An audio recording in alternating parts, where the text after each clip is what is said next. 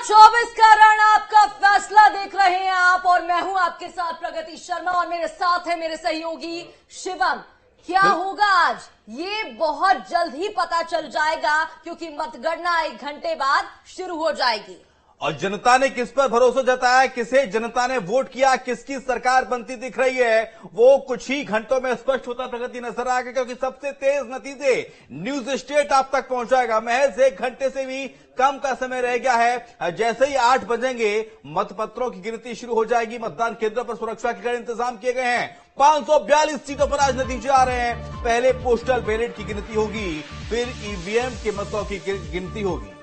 बिल्कुल, और ये भी साफ हो जाएगा धीरे धीरे। देखिए शिवम, मुझे लगता है 12 बजे तक थोड़ा बहुत जो स्थिति है वो क्लियर होनी शुरू हो जाएगी, और पहले काउंटिंग जैसे ही शुरू होगी हम देखिए आपको अपडेट तो पहुंचाते रहेंगे, लेकिन हमारी जो स्क्रीन है उसको भी आप समझ लीजिए। यहाँ पर हम आपको जानकारी दे रहे हैं किसके बीच में टक्कर रहेगी। अगर देश भर की बात करें तो वहां पर क्या हलचल रहेगी।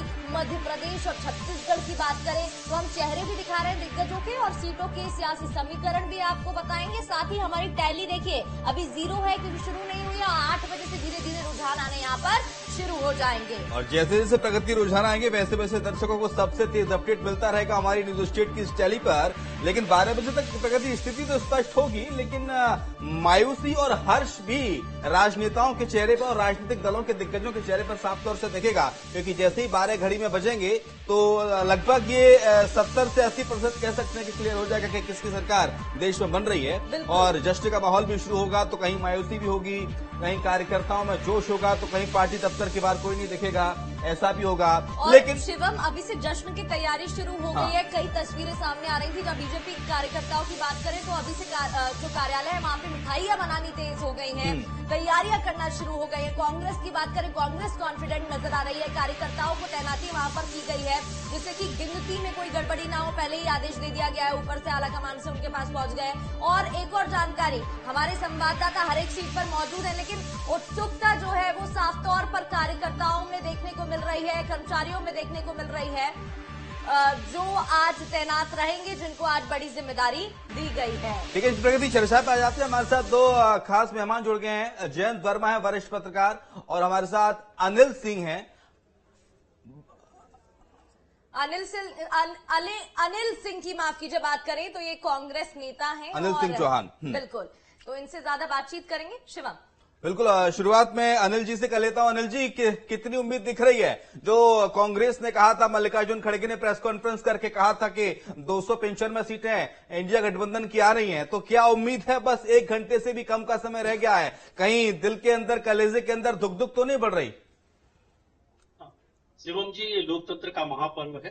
कांग्रेस हर परिणाम के लिए तैयार है, लेकिन हम पूरी तरह से आशान्वित हैं, पूरी तरह से कॉन्फिडेंट हैं कि इस बार लोकतंत्र जीतेगा। जिस तरह की तानाशाही, जिस तरह का सूरत और चंडीगढ़ में आप सब ने एक लोकतंत्र के दमन का नमूना देखा, ईडी आईटी के दुरुपयोग देखे, हम पूरी तरह से कॉन्फिडेंट है कि जनता मुद्दों पर वोट करेगी। Divide and rule Bharatiya Janata party का नहीं चलेगा, और इंडिया गठबंधन पूरी तरह से सरकार बनाएगा। स्पष्ट बहुमत उसको प्राप्त होगा। कुछ ही घंटों में तस्वीर साफ हो जाएगी, लोकतंत्र जीतेगा, ये हमारा विश्वास है। चलिए अनिल जी, आपके पास आऊंगी और सवालों को लेकर, लेकिन जयंत जी भी हमारे साथ हैं, वरिष्ठ पत्रकार हैं। सर, विश्लेषण करिएगा और बताइएगा। मध्य प्रदेश की बात करूं तो 29 सीटें हैं और छत्तीसगढ़ में 11 सीटें हैं। अगर चलिए मध्य प्रदेश की पहले बात कर लेते हैं। एग्जिट पोल के नतीजों की बात करें तो 28-1 का रेशियो निकलकर सामने आ रहा है, जो कि 2019 के नतीजे भी थे। लेकिन एक सीट वो कौन सी हो सकती है, और एग्जिट पोल के नतीजे एग्जैक्ट तो होते नहीं है, तो ये अगर आंकड़ा बढ़ सकता है या कम हो सकता है तो फिर वो क्या होगा?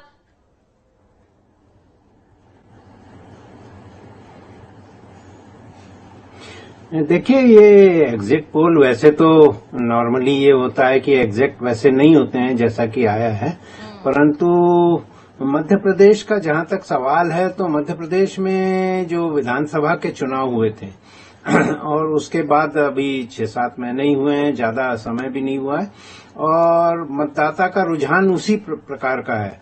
तो ऐसा लगता है कि ये जो यहाँ पे लाभकारी जो वर्ग है मध्य प्रदेश में, वो यहाँ की आबादी का 50% से ज्यादा है, क्योंकि वो लाडली बहना योजना आ रही है और मुफ्त राशन है और आवास योजना है प्रधानमंत्री की, आयुष्मान है।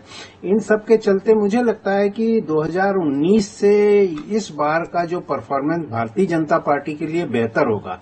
और यदि एग्जिट पोल ये कहता है कि लगभग 26, 27, 28 सीट तो कम से कम मतलब भारतीय जनता पार्टी को मिलेगी, तो मुझे लगता है कि एग्जिट पोल के अनुकूल ही यहाँ का चुनाव परिणाम भी देखने को मिलेगा। ये बात अलग है कि बेरोजगारी की समस्या है ये और किसानों की समस्या है, पर अब की बार जो सबसे बड़ी एक बात हुई है वो है कि चुनाव में जो मतदान का प्रतिशत काफी कम हुआ है और मुख्य इलेक्शन कमिश्नर ने पहली बार कल प्रेस कॉन्फ्रेंस करके ये कहा कि गर्मियों में चुनाव नहीं होना चाहिए। हाँ? ये जो वोटिंग परसेंटेज आप कह रहे हैं कम हुआ और हमने भी अपने तो वो वही मुख्य चुनाव आयोग का कहना है कि गर्मी इतनी थी इसके चलते हुआ है जी। इसका जो असर होगा तो अब ये भारतीय जनता पार्टी वाले कह रहे हैं कि हमारे सारे वोटर निकल के तो वोट करके आ गए हैं, कांग्रेस वाले नहीं थे क्योंकि उनको तो मालूम था कि जीतना नहीं है। और कांग्रेस वालों का कहना है